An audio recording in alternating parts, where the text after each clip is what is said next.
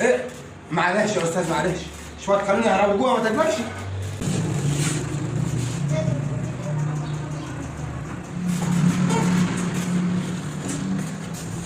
يلا زعل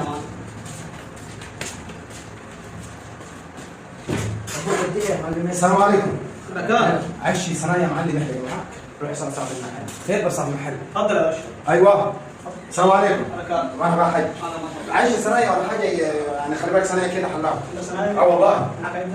انا معي ما شاء الله والله كنت شغال في الصالون اللي انا جنبي بس الراجل ما فيش كده الراجل ضل معايا. والله. اه والله ماشي دي. والله بس اللي شغال مع الراجل ده. ايوه. تمام 100 100 يعني. تمام. بس انت واخد بالك على سكه العيش واخد بالك من الحياه واخد بالك عادي نجربه. تمام. ماشي تشتغل معاه واخد بالك ورزق رزقك على الله. روح الله يبارك لك يا شيخ. بس اهم حاجه واخد بالك ايه تاخد بالك من الناس. لا لا على الله والله العظيم برنس ثاني. برنس هنعمل الحكاوي اللي ما حدش عملها. يعني شوف الرزق بص اشتغل اي حاجه دلوقتي على جنب كده وانا طب هنقعد هنا هنستنى الناس الكبيره ما عشان هجيب لك الفرصه. طب ماشي هات كرسي يا عم هات حاجه.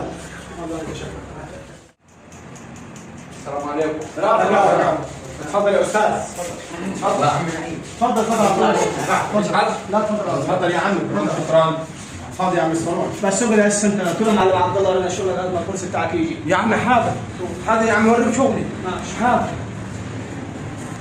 اخبارك يا استاذ؟ الحمد لله. الله يخليك. بالراحة. حاضر يا عم. حاضر. لا والله زي بعض يا استاذ غلط معلش. انت مطبق ولا ايه؟ اي والله لا والله اول زبون اعمل مسهل. اعمل ايه مسهل.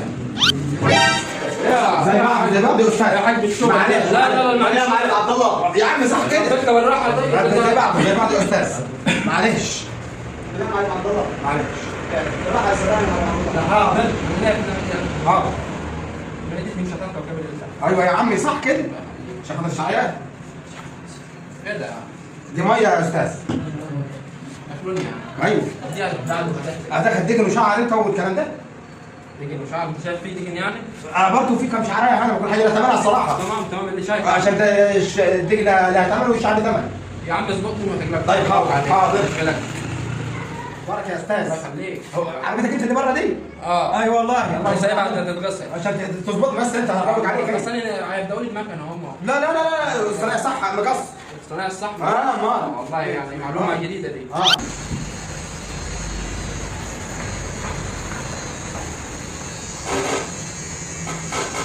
صاحبي بعد عمك احنا نقول له